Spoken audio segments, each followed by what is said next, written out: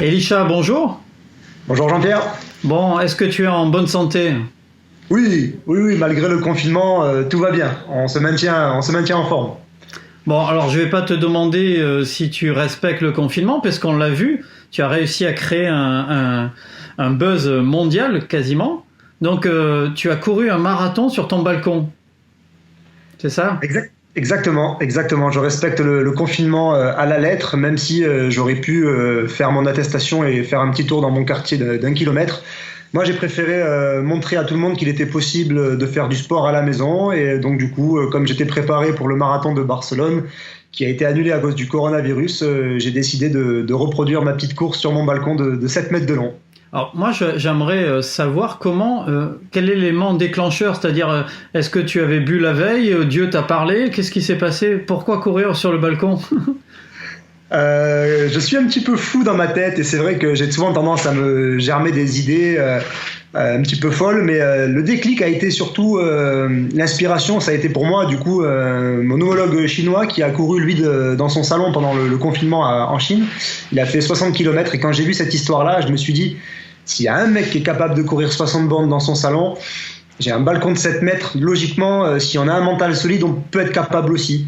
Après, c'est vrai que quand j'en ai parlé à ma compagne, la première chose qu'elle m'a dit, c'est t'es fou, mais ça je le savais déjà. Par contre, d'abord tu ranges le balcon et après tu fais ce que tu veux dehors. Mais c'était vraiment quasiment improbable. Ça s'est fait vraiment de façon tellement naturelle que je partais pas pour faire 42 au départ. Et du coup, ta compagne, moi j'ai regardé les vidéos, je sais qu'elle t'a soutenu, elle t'a encouragé, elle a tenu le ravitaillement aussi. Ouais.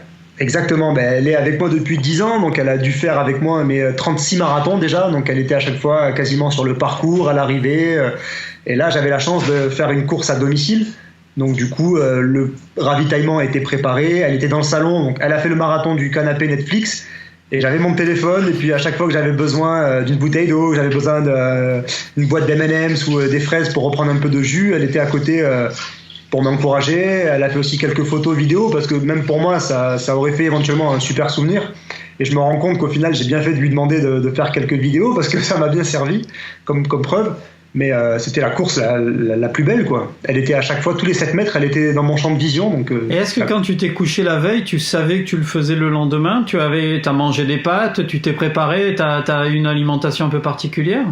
Absolument pas. Pour tout te dire, la veille, donc mon restaurant était fermé, donc on a dû récupérer une partie de la marchandise qu'on ne pouvait pas garder dans les frigos. On en a redistribué une autre, donc j'ai mangé un peu des restes de ce qu'on avait. Donc vraiment, c'était pas dégueu quand même, hein. Entrecôte et foie gras, il y a pire comme repas et encore moins veille de course. Mais non, ça s'est fait le matin après le discours en fait de Édouard Philippe concernant les mesures de restriction et le confinement. Le discours était aux alentours de 13h. Et j'ai pris le départ de la course à 13h30, donc j'avais mangé à midi et demi, donc vraiment pas du tout préparé pour faire un marathon. Alors tu as mis un peu plus de 6 heures, et comment tu as géré? Tu t'es accordé des pauses quand même? Alors oui, j'ai mis 6h48, c'est ça. Quand je suis parti, les 10 premiers kilomètres se sont faits assez facilement, en 1h05, 1h10. Après, arrivé au semi-marathon en 3h15, ça commence à devenir un peu compliqué. Ma montre connectée, j'ai la Suunto, donc du coup, comme elle était connectée avec le téléphone, la batterie est arrivée à un moment à terme, donc au niveau du 33e, 34e kilomètre. Donc j'ai dû m'arrêter pour la mettre à charger. Et c'est à ce niveau-là que c'était compliqué de repartir. Donc je me suis arrêté quasiment 15 minutes. Et j'ai fait aussi une pause pour aller aux toilettes aussi. L'avantage de les avoir juste à côté. Ben oui. Alors, on l'a vu, il y a eu un retentissement mondial, on peut le dire. Hein. Tu as été sollicité par la presse française, mais internationale aussi. Tu t'attendais à une telle couverture? Absolument pas. Je crois que déjà le seul continent qui n'a pas entendu parler de moi, c'est l'Antarctique.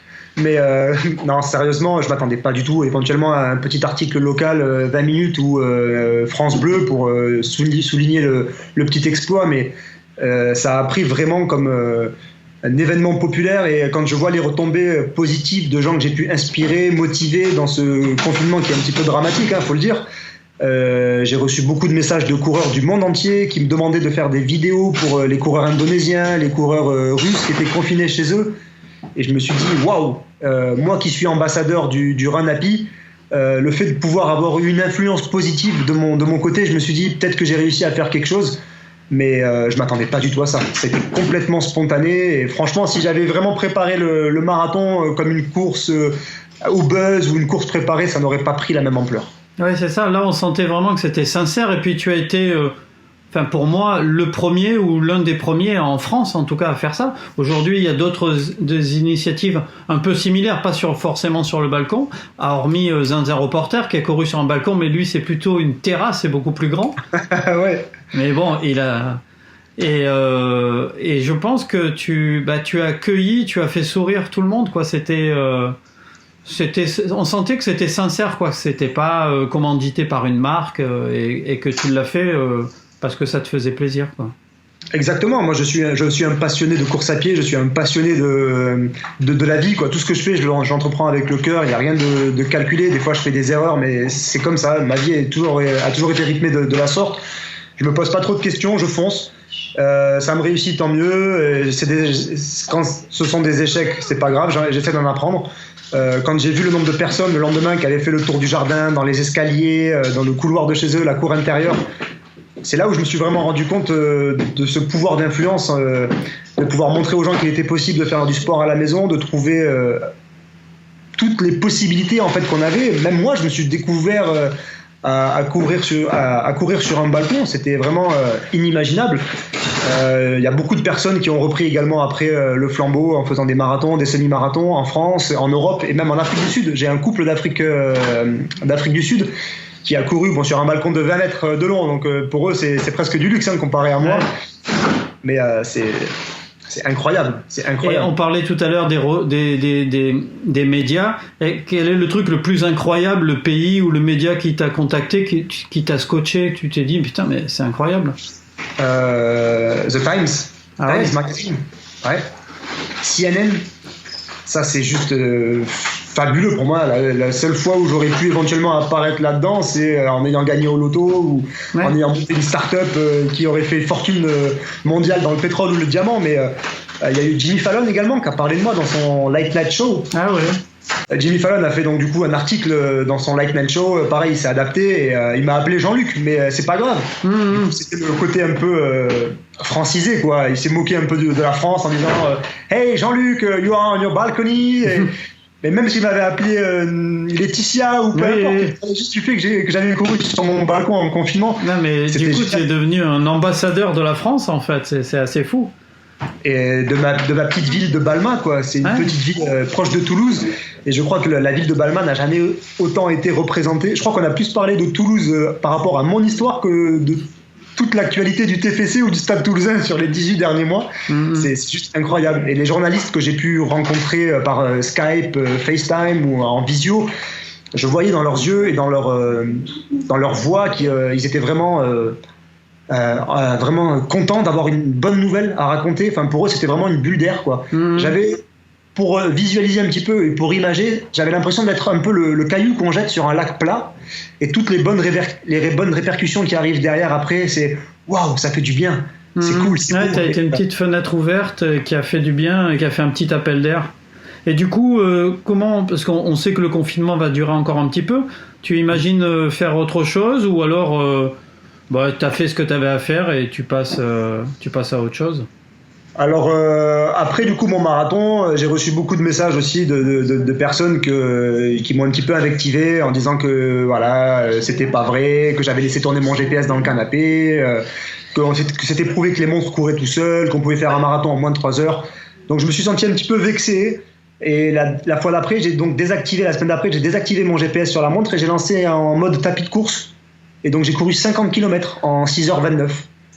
Pour montrer que voilà, j'étais pas, et je me suis filmé en direct live sur Instagram pour justement, c'est bête à dire, mais j'avais besoin de prouver à rien du tout, à personne. Mais je me suis senti un petit peu blessé parce que moi je suis un passionné et j'ai fait des choses vraiment à cœur, et j'avais envie de me montrer, voilà, et même si ces personnes-là ne me suivent pas, mais de montrer que voilà, j'en avais dans le ventre et qu'une semaine après 42 bornes, je pouvais me faire 50 km. Là, je pense que je vais peut-être lever un peu le pied parce que même si le confinement n'est pas terminé, je ne vais pas prendre de risque avec ma santé. J'envisage peut-être d'améliorer mon record sur semi-marathon du balcon. J'ai de la chance d'avoir des voisins extrêmement bienveillants qui se sont même découvert une passion pour le sport grâce à moi. J'ai mon voisin qui m'a écrit sur Instagram en me disant « Je t'ai entendu courir, je savais pas que tu faisais un marathon, mais moi ça m'a motivé à faire ma séance de sport. » Donc c'est cool. J'ai mes voisins d'en face qui m'ont écrit en disant « On habite la rue en face, on a vu l'article dans la presse, on a le même balcon que toi. Franchement, ça nous motive à faire du sport sur le balcon, on n'osait pas. » Donc je trouve ça génial. Ah, c'est super ça. Et du coup, quand le confinement sera levé, quelle est la première chose que tu as envie de faire, ou une course à participer, ou aller courir dans les bois Qu'est-ce qui te donne envie? Bizarrement, j'ai quand même pris plaisir à courir sur ce balcon. Je me suis lié, il y a eu une histoire entre lui et moi. Parce que ce qu'il faut savoir, c'est que la dernière fois que j'ai pris part à une compétition, c'était le marathon de Saint-Sébastien, que j'ai dû abandonner à la moitié. J'ai dû arrêter parce que j'étais pas bien, c'était un jour sans. Un peu trop de courses aussi à mon actif à ce moment-là, et du coup j'ai ouvert une fenêtre dans ma tête qui me laissait croire que j'étais incapable de terminer une course, que j'étais pas apte à pouvoir m'entraîner correctement, et j'avais ouvert cette fenêtre et j'avais juste envie, c'était de la refermer. Et je pense que sur le balcon, en terminant ce marathon, la boucle a été bouclée. Je me suis retrouvé en phase avec moi-même, just me, myself and I. Et je pense que maintenant, déjà par rapport à la situation, j'aimerais que voilà, la situation soit, ça c'est mon côté utopiste, mais qu'elle soit déjà on va dire le plus calme possible dans le monde entier, que tout le monde puisse se retrouver proche de sa famille. Moi j'ai juste une hâte, c'est de prendre ma mère dans mes bras, qui est la plus heureuse en ce moment, et après on verra pour les courses. C'est vrai que ça va arriver en deuxième partie. J'ai l'impression déjà avec le marathon d'avoir fait déjà ce qu'il fallait faire. Le job était fait pour moi. Bah écoute, félicitations en tout cas, c'était un sacré exploit, et puis je trouve que c'était très sympa d'échanger comme ça, c'était très sincère, bravo. Merci beaucoup Jean-Pierre, merci beaucoup. À très bientôt. À très bientôt.